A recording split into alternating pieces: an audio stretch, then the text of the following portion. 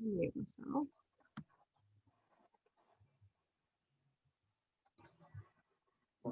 Morning.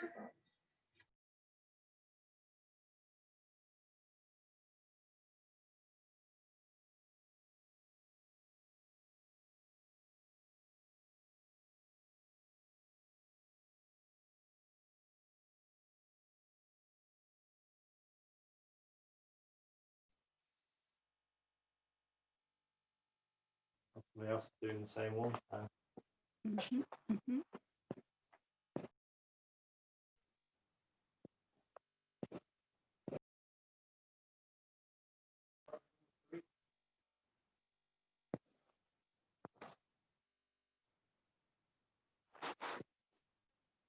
Is this all about you?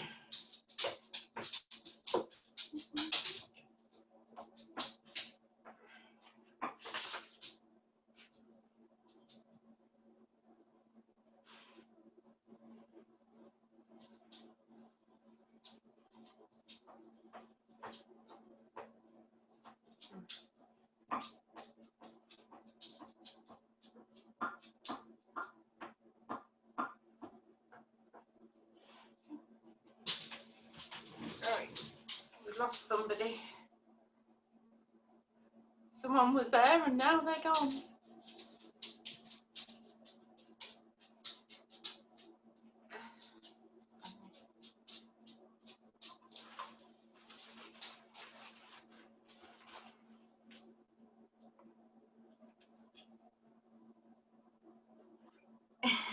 You're back.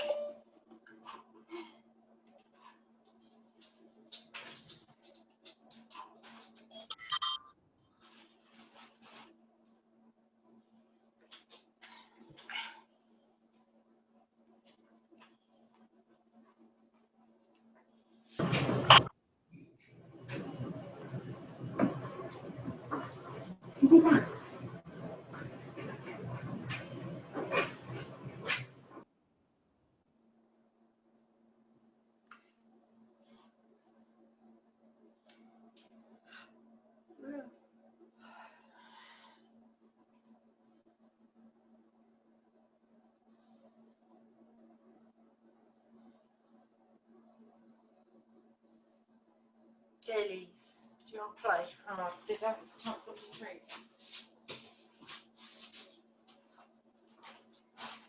Not yet, is the answer. Go.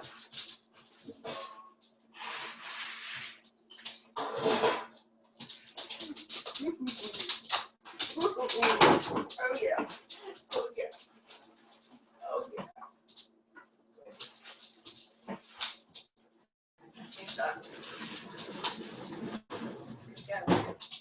Okay, there.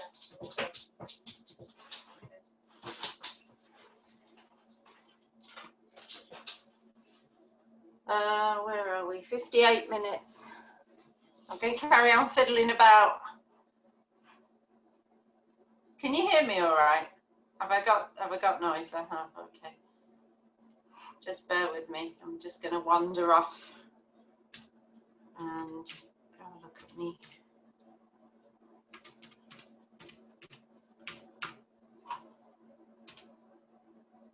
Computer.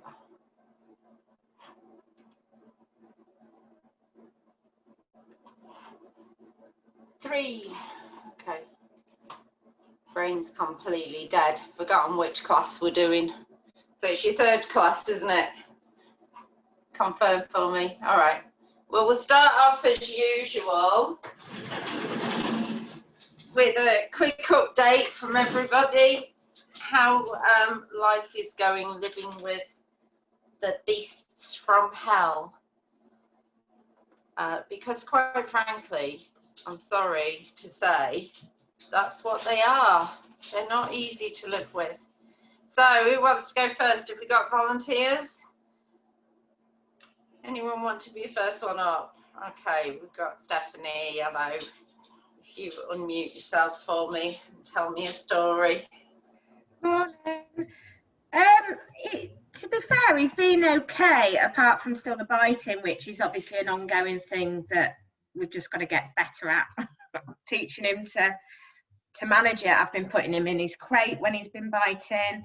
I don't mind if he nibbles slightly. That's, like you say, like soft mouth, because I'm assuming he'll learn to lick instead at some point. But yeah, some days he's been quite and he wants to get, we haven't allowed him on our sofa, but he's determined he wants to be on our sofa. But nothing much this week, thank you.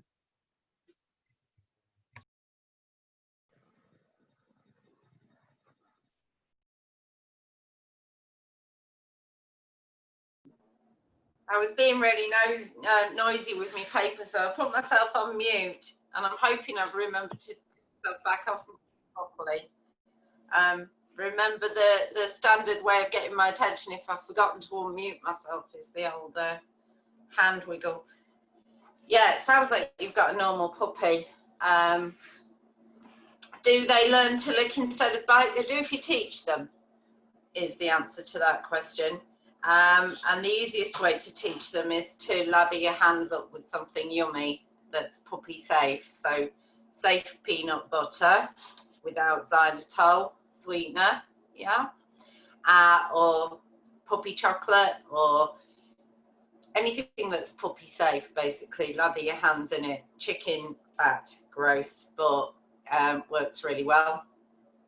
And then if the puppy gets overexcited and does anything other than licking, you can just remove your hands, and it's a very clear kind of thing. So sofa, what I would say about sofa is, if it's the right place to be, don't forget these. Oh my gosh. Because you're there and it looks like the most comfortable place to be, then that's where they're going to want to be. So if you want your puppy to learn that it's okay and it's nice being on the floor, you do have to spend quite a lot of time with them on the floor where you would prefer that they settle.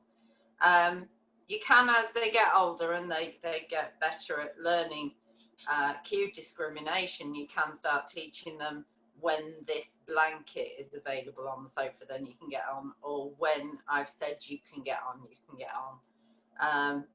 But until then, it is all about prevention rather than getting angry with them or expecting them to know, because they don't know.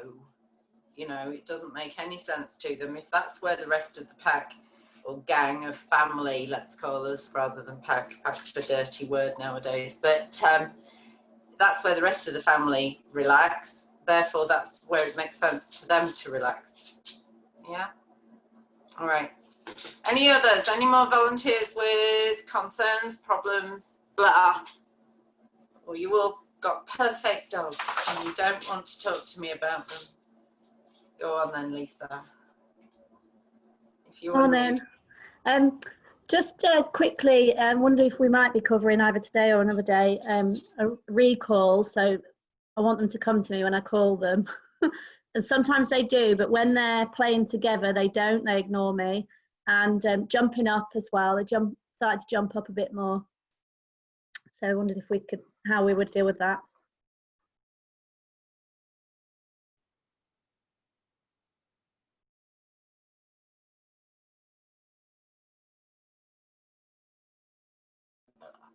Okay, I'm back. So jumping up, it's a natural behaviour for puppies. it can accidentally be reinforced by owners or by other visitors. If they're getting attention when their feet are on you, you know, then they're going to want to do it more. So as you've seen, certainly with these two girls, Dodo's gone off again, he's working with Dawn this morning, but with my two girls here, you saw that I can invite them up and then ask them to get off. And we have specific cues, specific signals to tell them when it's available and when it isn't available. So jumping up, you can teach them to do it on cue, and therefore to have the ability to tell when it is allowed and when it isn't allowed. But it is, with puppies, it's about emotions. It's about the fact that when they're feeling stressy, they're going to want to check your breath. They want to know, how are you feeling? And the way they do that is by checking your chemistries. And the quickest and easiest way of checking human chemistry or the chemistry of another dog is by checking their breath.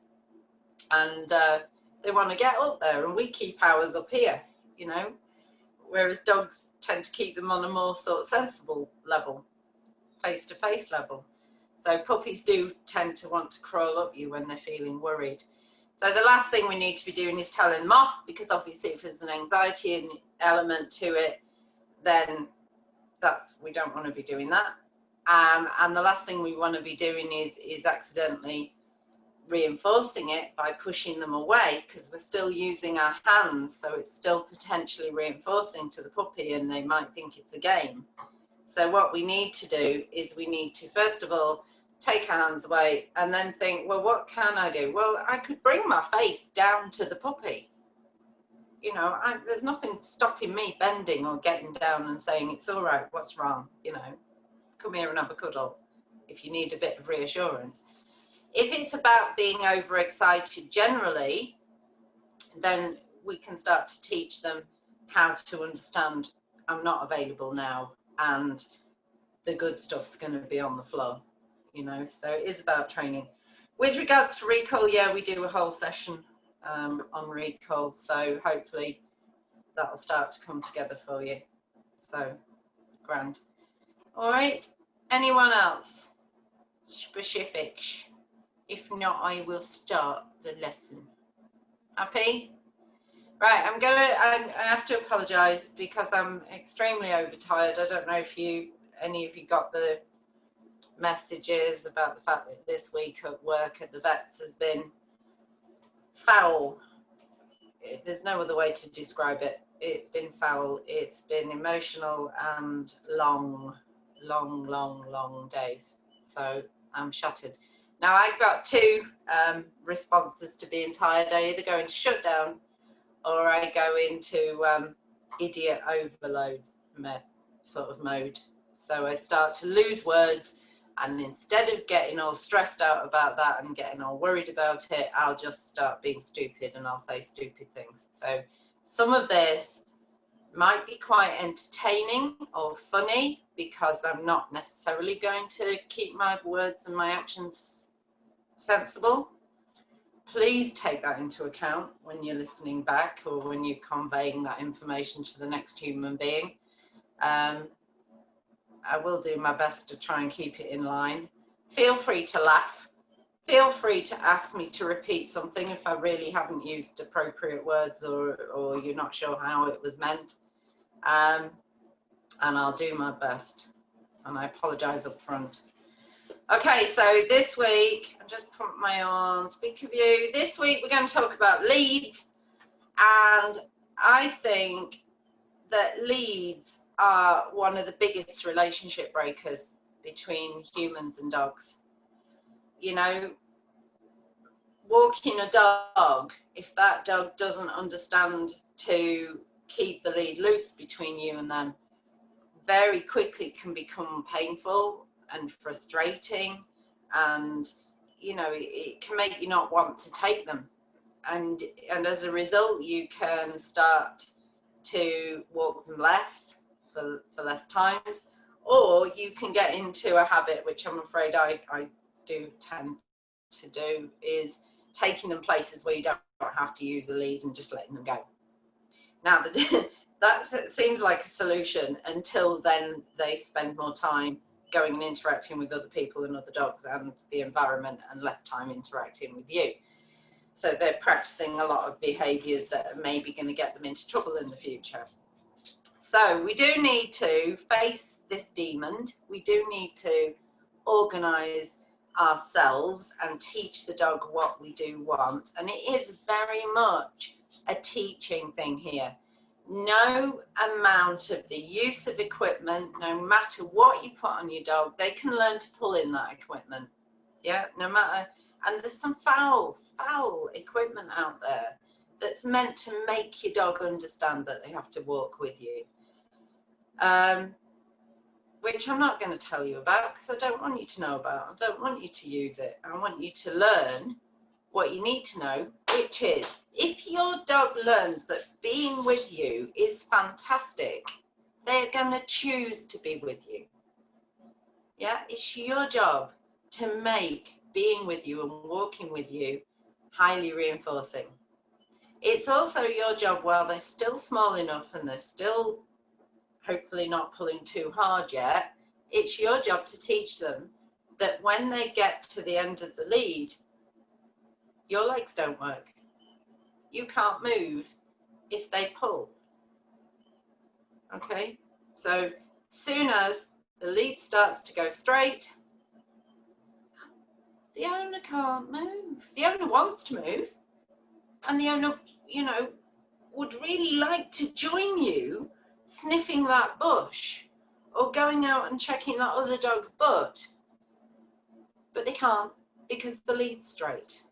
It's not about the dog upsetting you, it's about the dog causing the lead to make you no longer function. It's about what works. It's always with puppies, what works, what doesn't work. So pulling on the lead makes you incapable of moving towards the next whatever it is that the puppy wants to investigate. And while they're tiny, then at no point here are we the one that's making the lead tight. It's really important that we are not using that lead to force that puppy to follow us. It's already a stressful experience wearing a thing around your neck, or even if you're in a harness, wearing a thing around your body. We don't want to associate ourselves with a horrible sensation of being dragged by that equipment. Yeah, if your puppy's pulling away from you and they don't move towards you, go to them and pick them up to move them. You know, they're still small enough at this stage to do that. If you're in a rush, don't use that lead to force. So what we're going to do is the first little exercise is going to try and help the pup to understand that if that lead goes tight, the legs don't work. Now, I'm hoping my older dog maybe might get this wrong so you can see it. I know Twiggy won't. As soon as you put a lead on Twiggy, she's like, no, I don't. I walk right next to you because I can't do it. She really doesn't like the sensation of the lead going tight at all. She used to pull when she was tiny.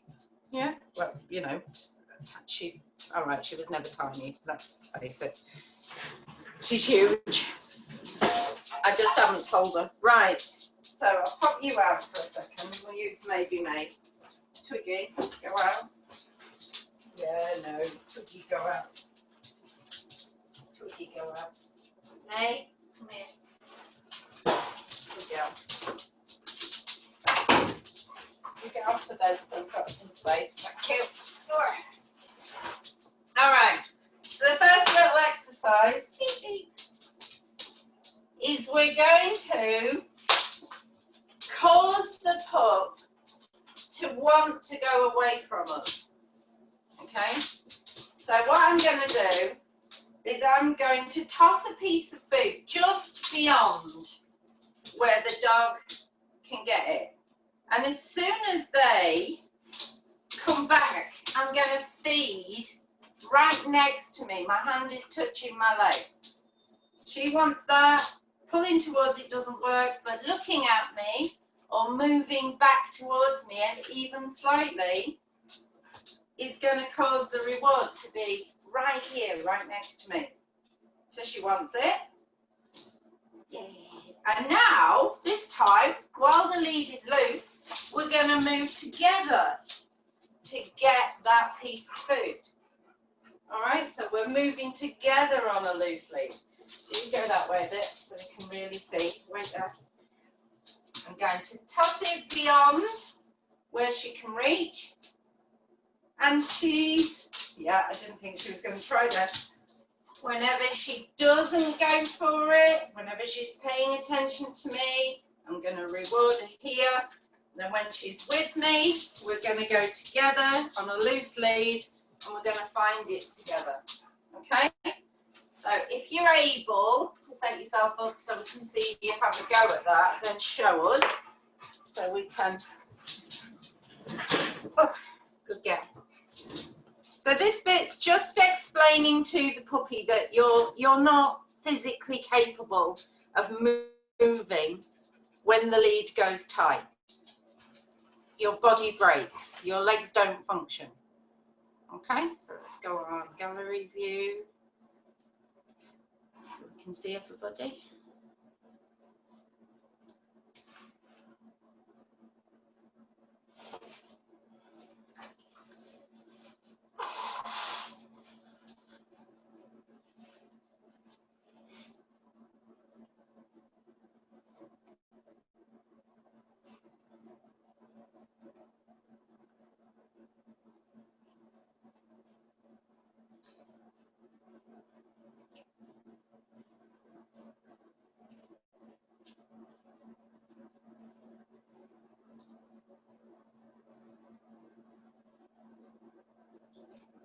So don't pull them, just make sure the lead doesn't get beautiful. So we don't force them away from it, we just make sure that the lead doesn't get, they don't get access to that piece of food by pulling. And when you take them over to the bit, you might, because puppies may be short memories, so sometimes once they've decided to come away from it, they forget it's there, take them to it and point it out. So that's all about being a good friend. Do you remember that there's a cake there in that shop that you wanted to buy?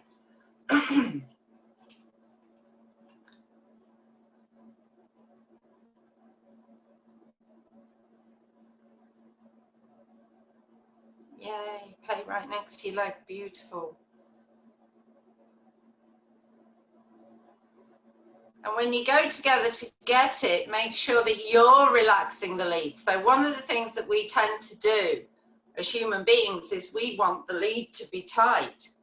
So loosen that lead off on Lisa. Can you see you're maybe, even when your pup's with you, there isn't a little loopy smile between you. So you need to relax that lead a little bit so that you've got the dog choosing to be with you rather than being forced at any point to be with you. All right? So we just wait and when they eventually choose. Now what you can do, if they're really stuck and it's really hard and they can't make that choice, you can invite them back towards you. So you can give smoochy noises or show them the food.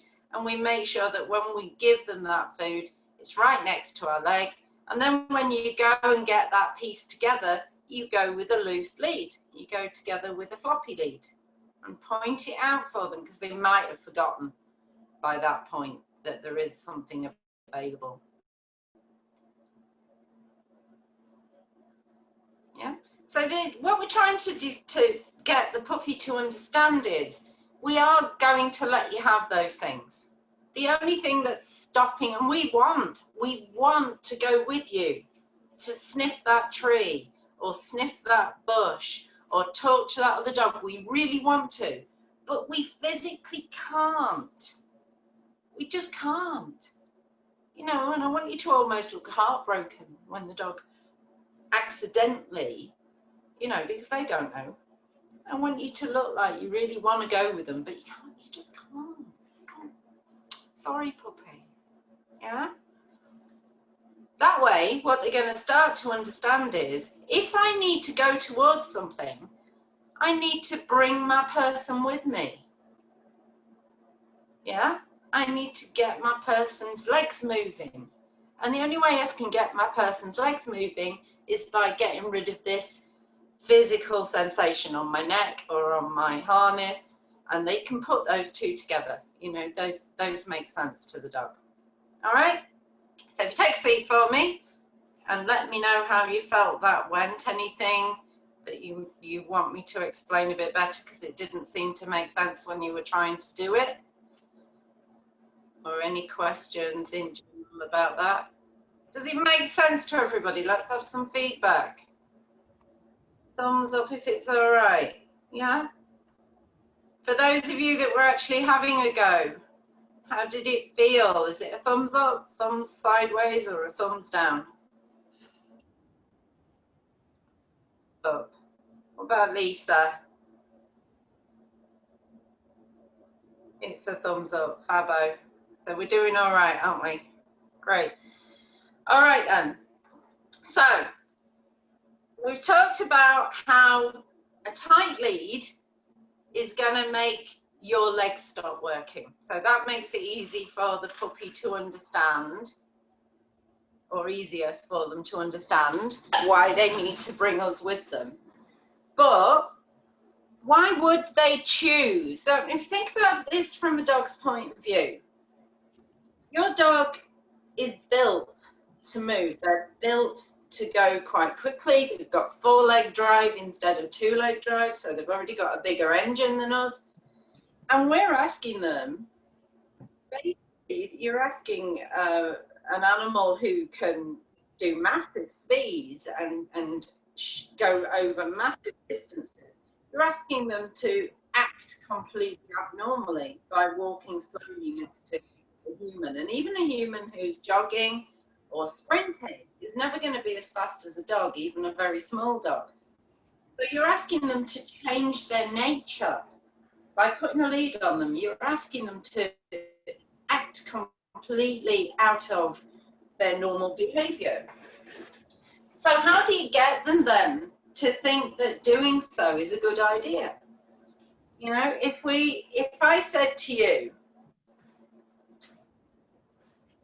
I'm going to take you to your favorite place ever. I'm going to, you know, be that an art gallery, or someone came up with Comic-Con. I've got no idea what Comic-Con is, but apparently that's the thing. Taking you to your favorite place, Disneyland, whatever. But for the whole of that visit, you're going to be physically attached to me by lead. And I'm going to decide which bits we're going to look at. How would that make you feel? You know, what's that going to do for our friendship?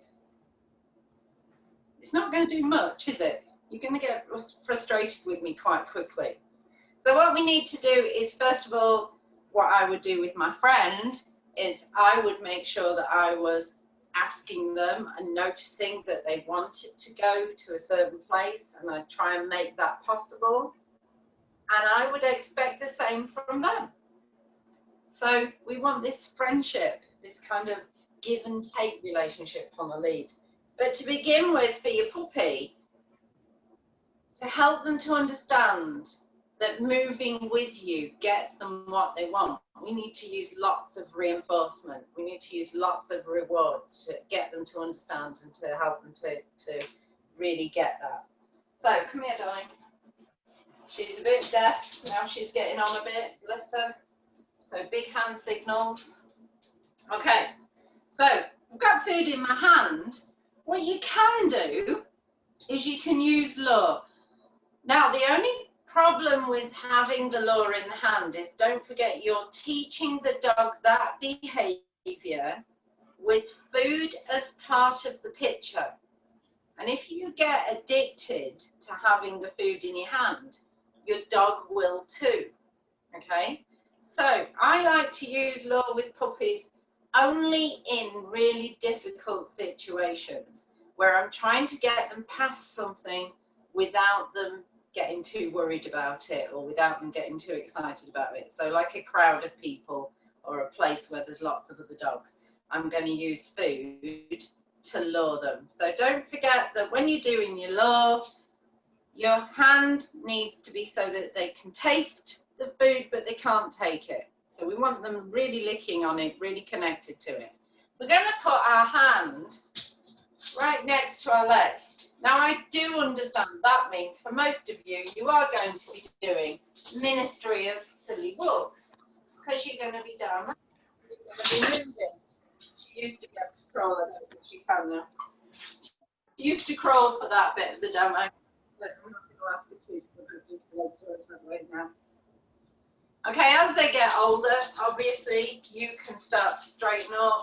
And you want your hand to be where their nose sits naturally so they can move with you.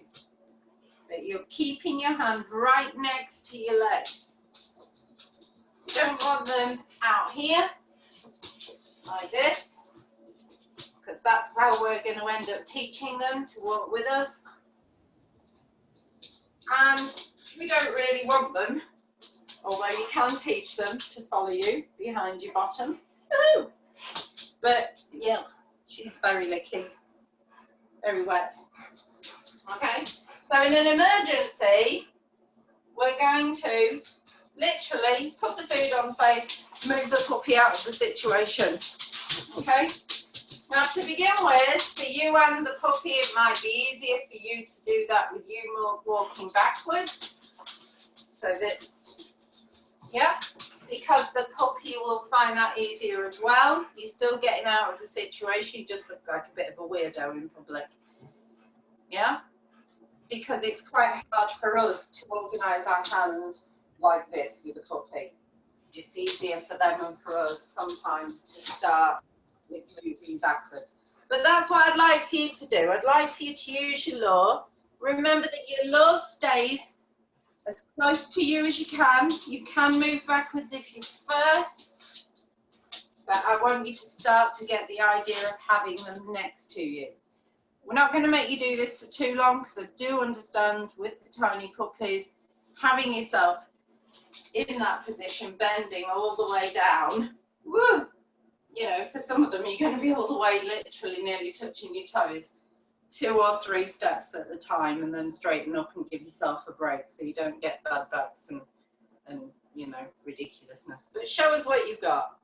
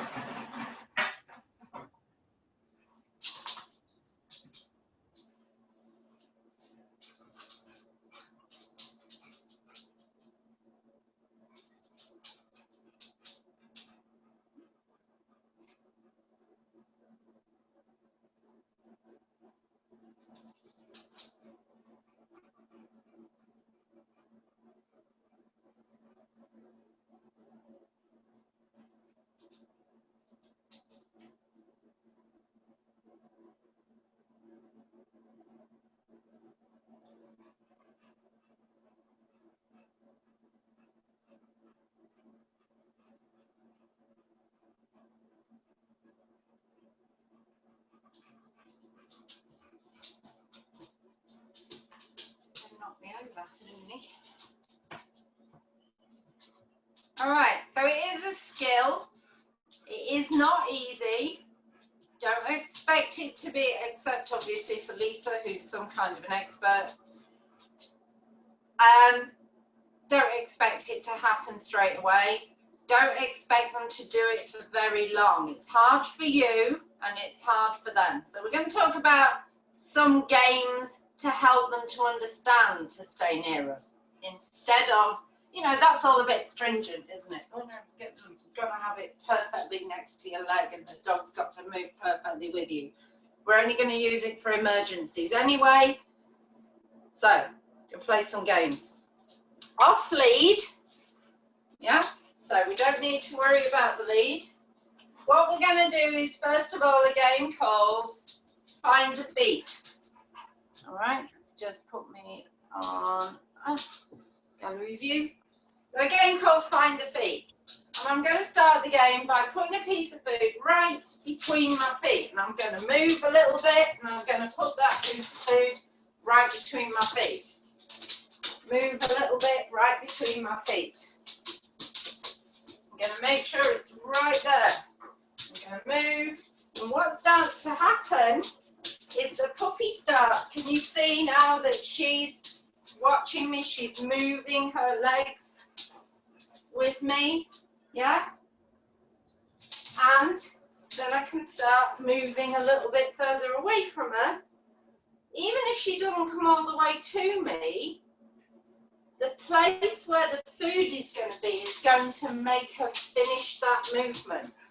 To begin with, this is not about move with me, it's about keep an eye on where I am. So that's why it's called Find the Feet. Does that make sense to everybody? All right, have a go. Have a go.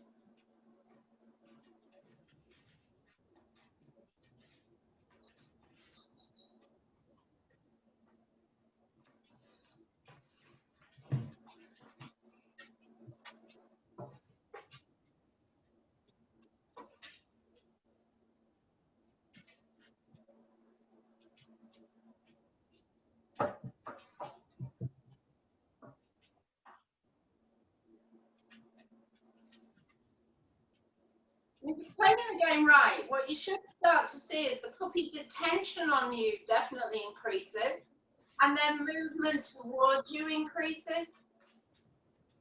So they're starting to think it's a really good idea to follow you around. Don't worry, Lisa, if the pup sits back, that's fine. Just put the food between your feet.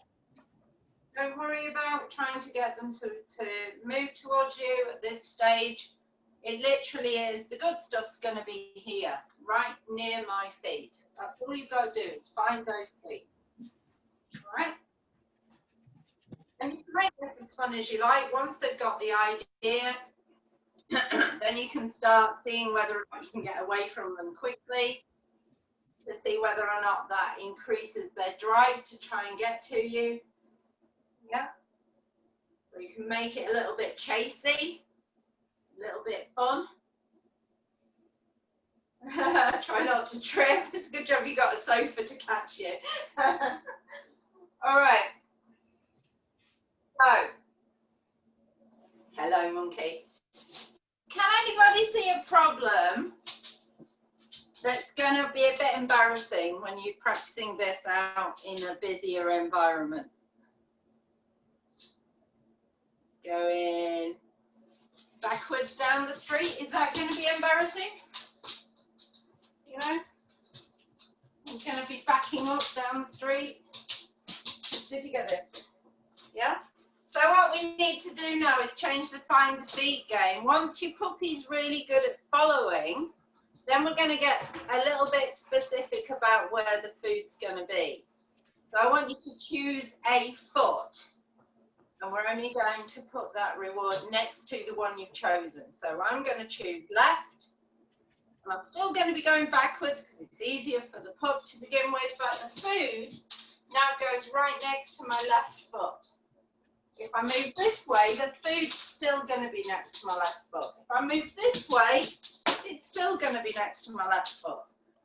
Yeah? And then you can see that what happens is the dog starts to stick to the left foot because that's where the good stuff's going to be, which means you can start to move forward with them. That makes sense? So it can be your right foot if you prefer, but once you've picked a foot for that training session, stick to that foot. I like to train both sides because, you know, it makes sense to me. I'm not going to be a dog trainer that forces you to stay only on one side. I think it's unfair to the dog for the future if you're going to ask them to walk next to you with their head in one direction the whole time. I think there's a risk then that they're going to develop problems down one side of their body. Yeah? because they're putting pressure on that side more. I like them to be balanced. Okay, so pick a foot and move around. To begin with, you're not just going forward with them, you're just making sure the food is always next to that foot. You can be going backwards, you can be going sideways, but the food is always going to be next to the foot that you've chosen.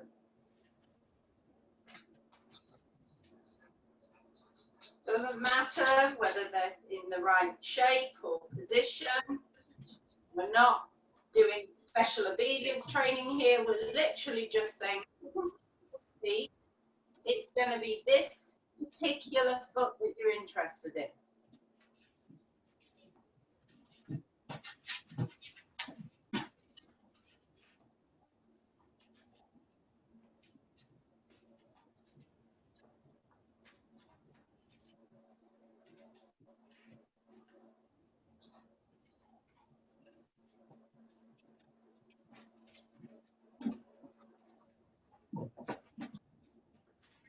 Different stages here. So Sam and Adam, with your tiny baby, to begin with, I think just playing the food will be somewhere near me game is enough.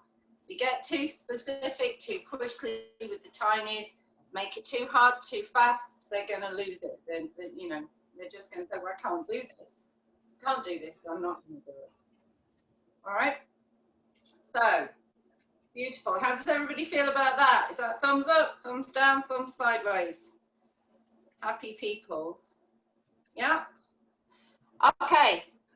So now we've already said, if we get addicted to having the food in our hand, the dog is going to learn to do the behavior when the food is in the hand, but they're not going to know to do it when it's not in the hand. So we're going to go back to a game we already played a little while ago, called, and hopefully you still remember, this one, which is the hand touch. Okay, so yes, marker, when the dog's nose is on your hand, and then she gets a reward. So I've got a stash, my stash is up here, it's in this hand. Yes, I'm going to get a piece of food and then take it to her. So I've done a dropper from my hand dispenser, okay? So to begin with, doesn't matter how you're moving, where you're moving, yes. We're not going to be specific about it. Every time that hand is available, yes. We're going to mark if she touches it. So the mark is your yes word, or if you're using a clicker, it's a clicker sound. Yeah, but yes, again, we've got following. Yes, and following is the thing that we want a lot of when we're doing leads. Okay, once they're older and they're really good at this, you can start to be specific and keep your hand right next to your leg. Yes. And you can start to extend the length of time that they need to keep contact with that hand before you say yes. But that's for the future. For now, keep it fun, keep it fast, make sure there's a rapid rate of reward. Yeah? And if your puppy's not sure about hand touch yet, literally make it easy enough. So to begin with your hand touch, you might find your hand's only this far away from the nose. Don't make it so they have to chase and chase and chase. Have a go at that. Is everybody happy with what we're doing? Is it a thumbs up? Do you understand the instructions? Yes? Okay. Have a badge. Let's have a look.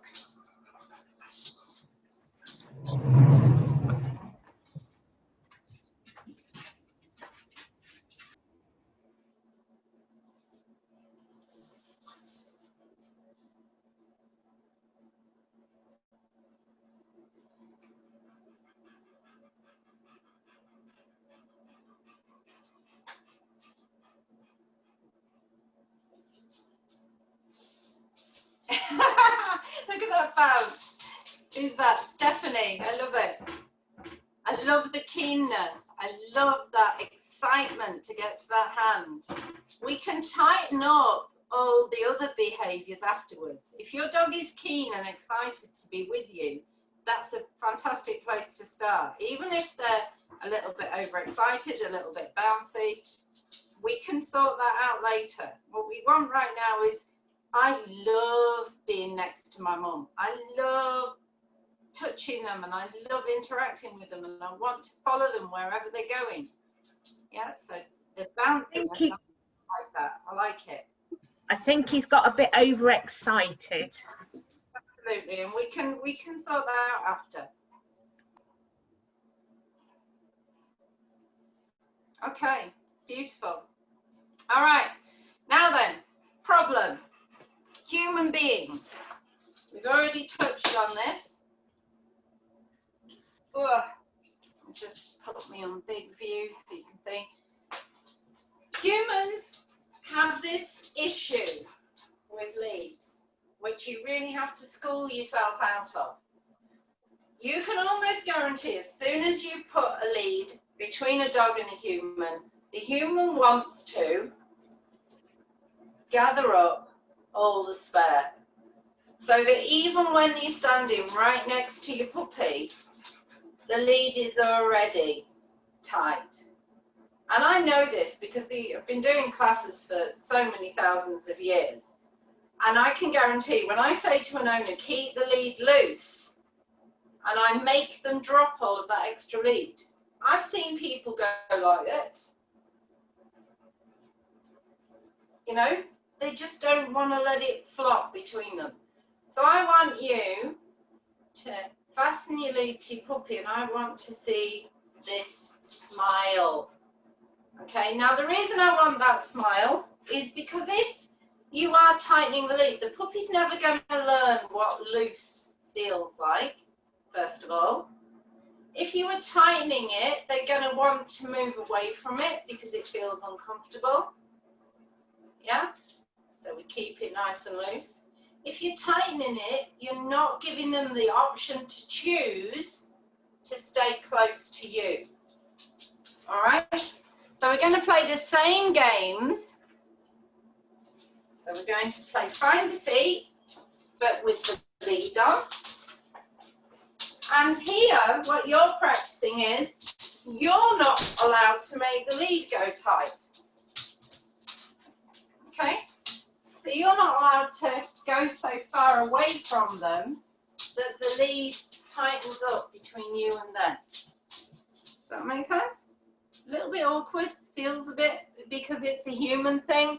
It's going to feel difficult to do, but that's all I want. Just the food between your feet. Little movement, don't tighten that lead up. Let's have a look at everybody.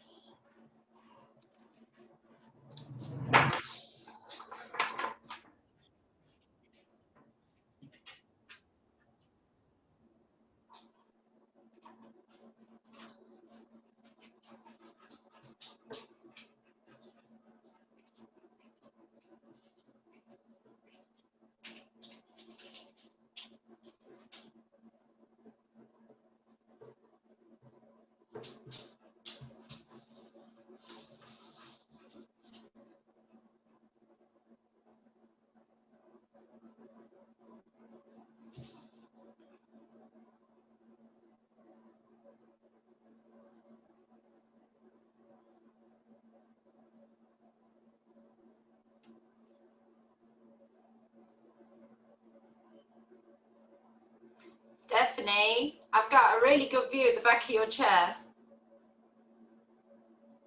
It's cool.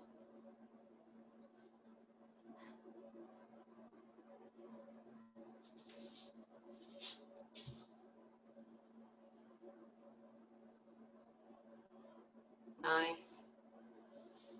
Does everybody feel like they're getting that? Now, the irritating thing is obviously if you're keeping your lead loose and slack, then the puppy quite often puts their feet over it, don't they?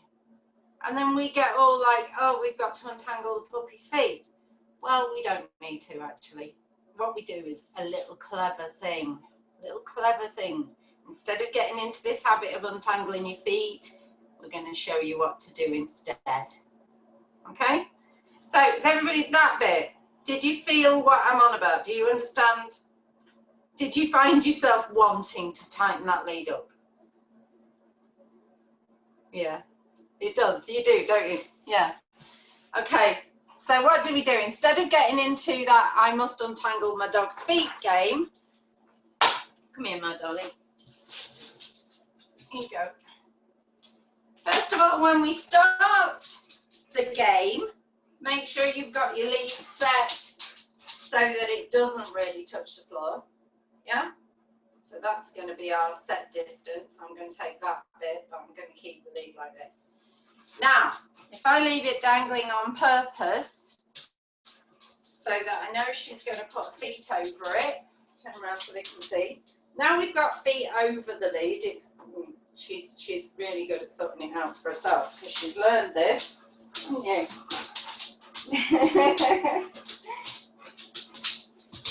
There we go. All right. Now, when I put that piece of food down, she's untangling herself. When you put the piece of food down, what I want you to do, step over that lead for me.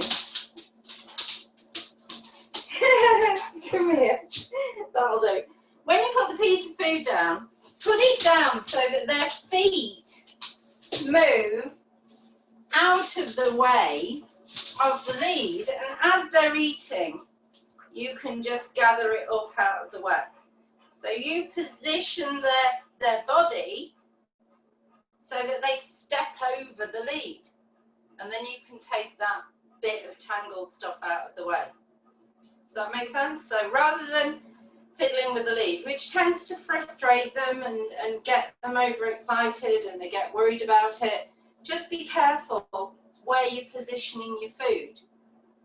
So see if you can get your puppies taffled up and see if you can practice doing that rather than playing with the lead and trying to untangle their legs.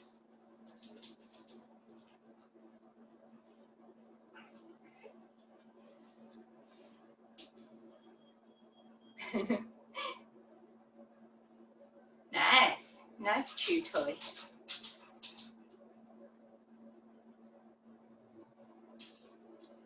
So if we're leaving it loose enough, remember there should be a smile between us. When the puppy's right next to us, there should always be a smile. I want you this occasion though, I want you to drop it down a bit so they tend to get their feet over the top of it.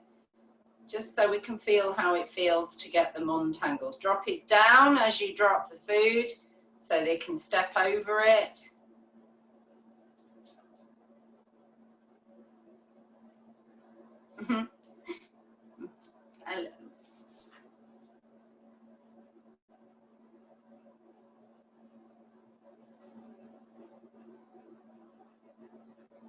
It's harder than you think, isn't it? Happens all the time when you don't want it to.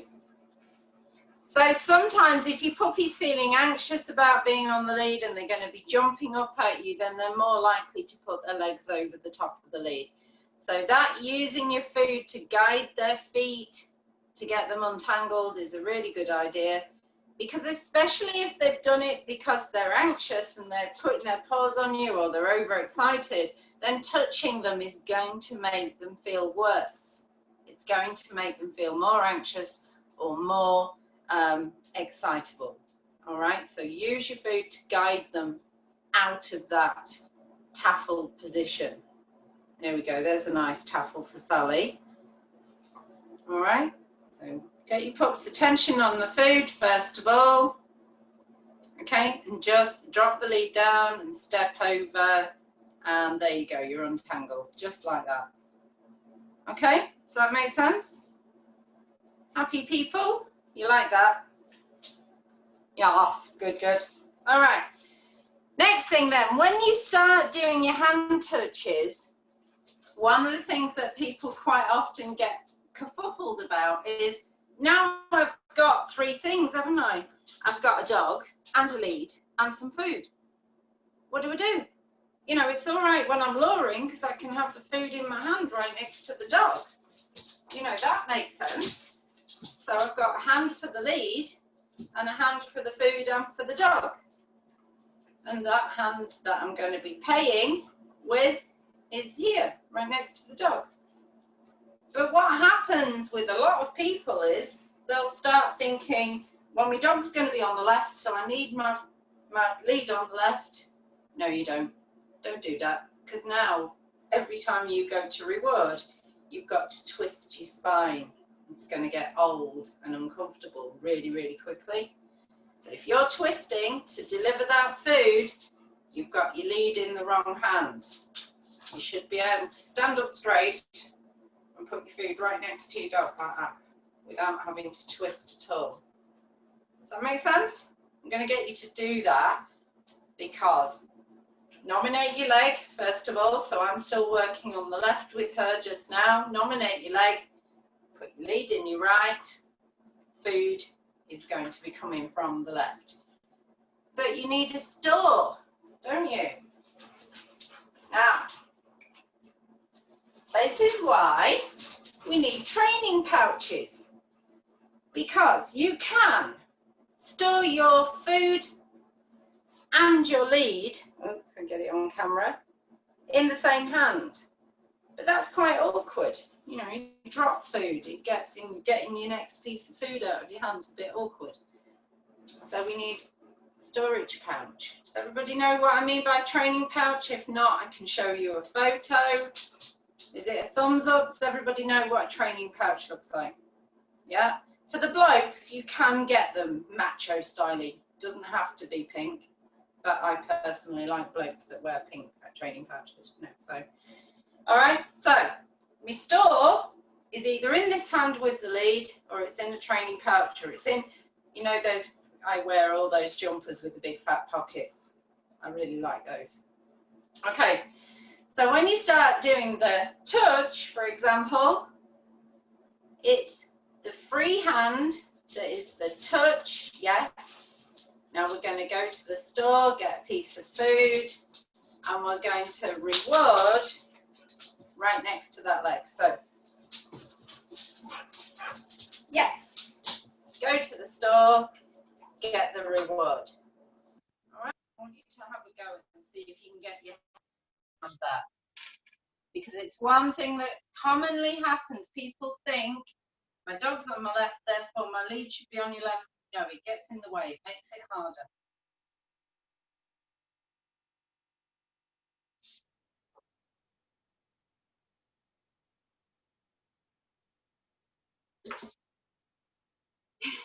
Luna.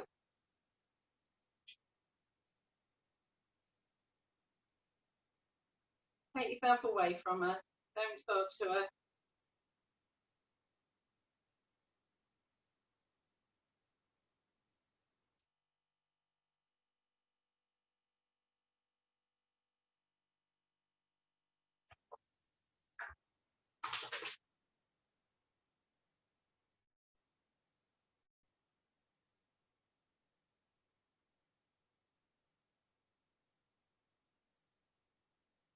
Now look at Woody. Is it Woody or Baxter? I'm not sure who we've got, but Lisa. That was lovely. For that few steps, oh my God, little obedient dog.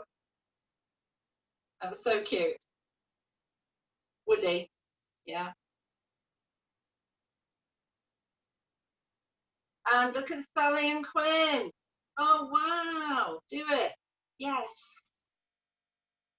Okay, so the things that are important to the dog here are that the game be fun, that being with you is fun, that it's not uncomfortable, that it's not too frustrating for them. So we are going to make sure we're not doing it too much. We're not interrupting their sniffing and their playing and their having fun with us when they're on a walk. Don't try and make your puppy do the whole walk. You know, to have 2 minutes, 2 or 3 times during the walk where you practice having fun together, playing find the feet, playing touch the hand, playing little chase me games where you're going to just make being next to you highly rewarding and highly fun. Yeah.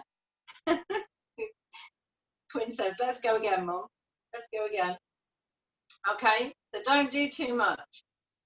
In the meantime, what I'm going to show you, I want to show you some pictures. I'm hoping I can do this properly without losing you, and I apologise if my brain doesn't function properly and I lose you, but we'll catch each other again on WhatsApp. What we need to have a think about is equipment that can make it easy for your puppy to move and investigate the world, and ways to use it. So, first of all, a normal lead. Normal lead needs to be, we've already spoken about this. If you're standing up right next to your puppy and your lead is so short that it's already tight, I want you to go and buy yourself a decent length lead. So when my hands are on my belly, I want that lead to be able to drape. Nice smiley drape shape, yeah? So if you've got a lead that's already too short, you need to be buying a new one. Next thing, when you're letting your puppy sniff, I want you to hold your lead like this, okay? So if she's, get her sniffing. If she's sniffing around, I want her to be able to move freely. I'm going to make sure that the lead is still draping. But as she comes towards me, good girl, I'm going to just gather it back to its normal smiley loop. Yeah? So I want it to be able to be long enough so she can go and investigate. And then when she comes back to me, I'm going to take it back. She likes this demo. She gets to do lots of searching. All right? And what I want you to remember with puppies is, at this age, looking at the world and checking the world out and feeling free is as important as spending time with you. If we try and keep their attention all of the time, try and make them walk next to us smartly all of the time, what's going to happen is that at some point in the future, especially when they're teenagers, there's going to be a lot of things in the environment they haven't ever processed, they haven't ever really engaged with. So those things could potentially be quite scary. So we want them to really be able to stand and sniff and investigate and look at things, not constantly pay attention to us. And we want to try not to get in the way with that too much. We want them to be able to move as freely as possible. But obviously, as they move towards you, you don't want them to get tackled constantly. So you need to be 2 hands on so you can gather that lead back together and get it organised. And again, that's another good reason why having a training pouch makes that life much easier. Now, when you're not next to a roadside, when you're in the middle of a field, we can take this to its extreme. This is the lead. The normal lead, it's got one of those on one end and it's got a handle on the other end, but it's about 10 meters long, this one. You can get them longer. All right. So this means I can use exactly the same technique of gathering it back towards me when they're coming towards me, when they're getting close to me, or letting it run out loosely or freely through my hands when they're you know, wanting to go and investigate, or if there is a dog or a person that you're happy for them to greet. So we don't use it to go out and try and catch dogs with. That's just silly. I did share a comedy sketch about extension leads, which is on the puppy training. I really do want you to watch that because it's hilarious. And the fishing term comes from the fact that the comedian explains how if you're using an extension lead, you can quite easily catch all the local neighbourhood dogs by using your chihuahua or your small puppy as the bait. Okay, so that might not make sense to you until you go and have a look at all that. Let's have a look at, I'm going to just take you, try to bear with me while I take you to my file, which I should have got ready and I completely forgot. Classes.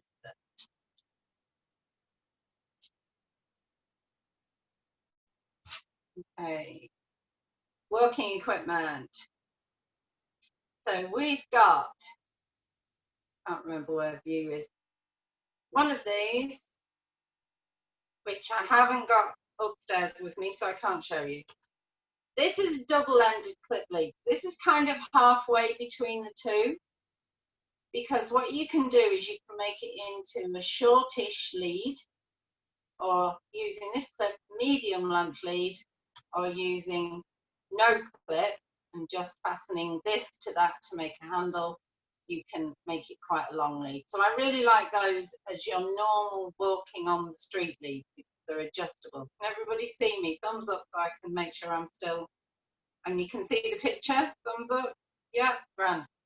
So that is my preferred style of lead. The one that I'm using as demo here is Twiggy's style, because she was a very big puppy and I needed something that was really gentle and easy to hold. She was colour when she was tiny.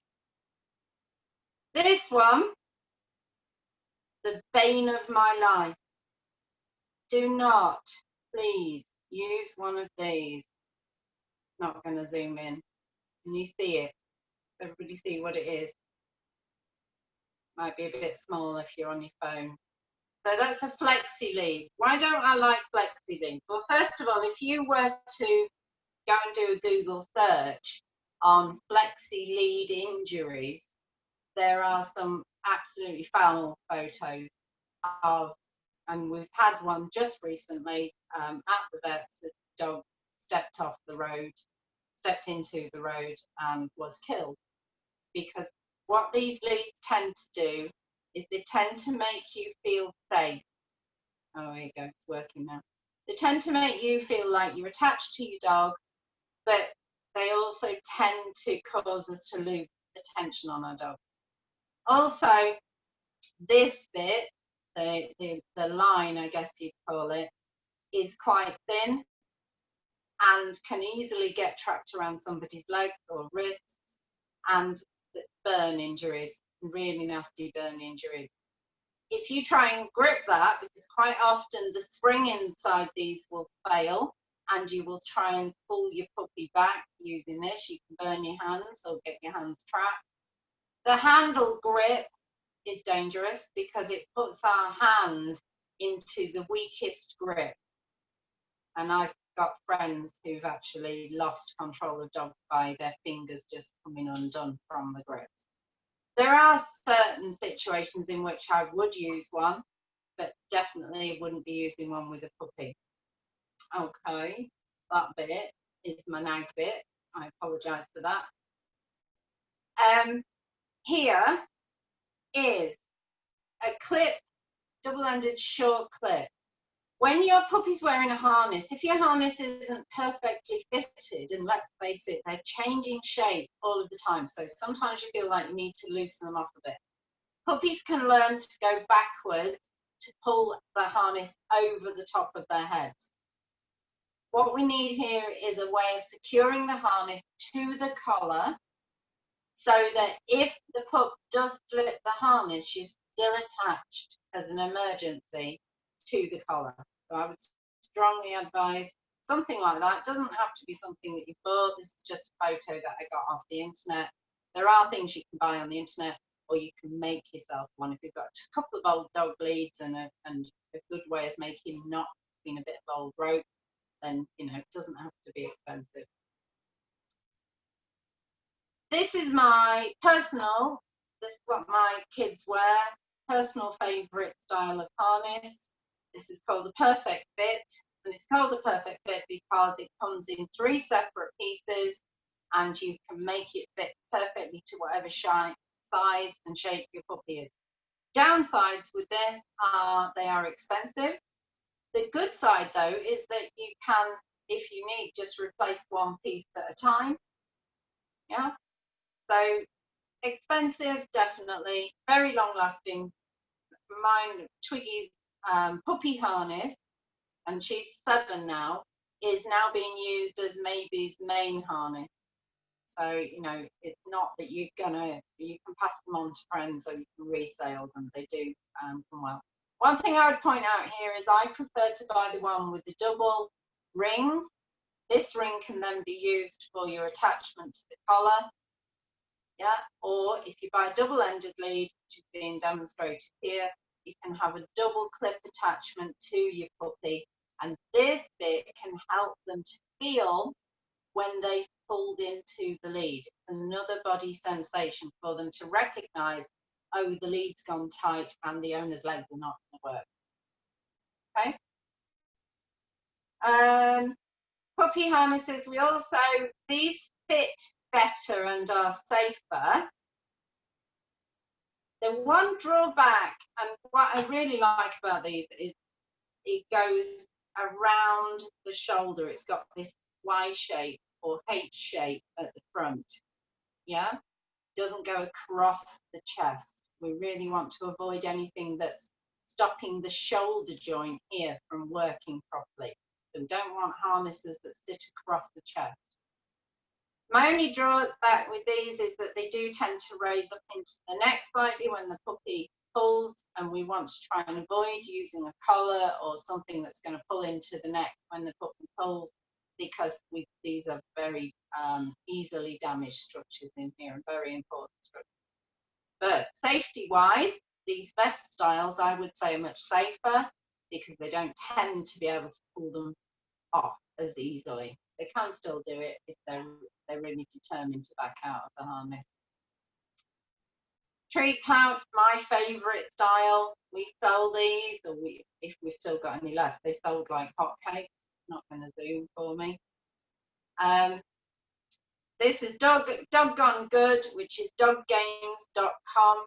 If you want to buy yourself one, it's got multiple. It's small. It's not horribly sized. It's got enough space in the back in the safety pocket to put your mobile phone, just if you haven't got a massive mobile phone, and it's got two separate sections for treats inside.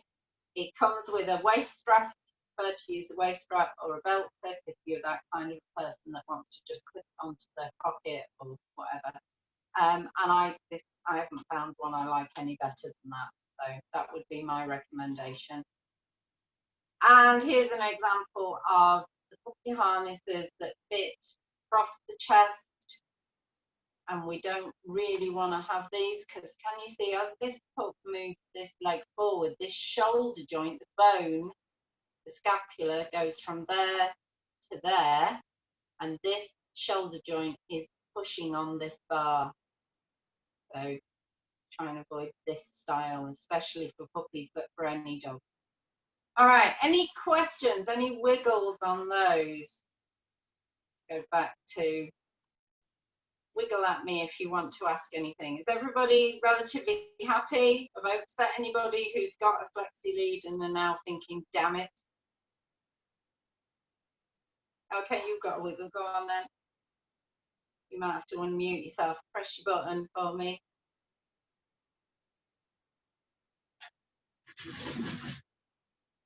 Try again, hang on. You're still on mute, darling. Can you find that button? Yes. Is that it? Well done. Yeah, hiya. What about, I don't know what you call them, like a loop lead that goes under the base of the neck and up high? Do you know what type of lead I mean? Right, you're really, really quiet, so I can't hear you very well. Right. Are you on a laptop or something with a keyboard? Yeah. Right, okay, so if you press yourself, press your own picture, then you should see a bar that says chat, and you can type your question in there.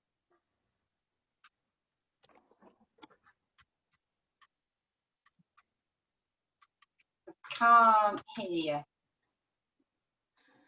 Okay. Can you hear me now? See that? No, it's still really, really, really quiet. Okay, no problem. All right, darling. So you can send it, if it's a question, you send it on the WhatsApp chat if you're on there. Yeah? Yeah. And I'll answer it on there. Anybody else? Hello, darling. Beck.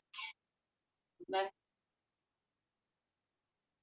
Can you hear me okay? Yeah, I don't know if it's my phone that's gone silent.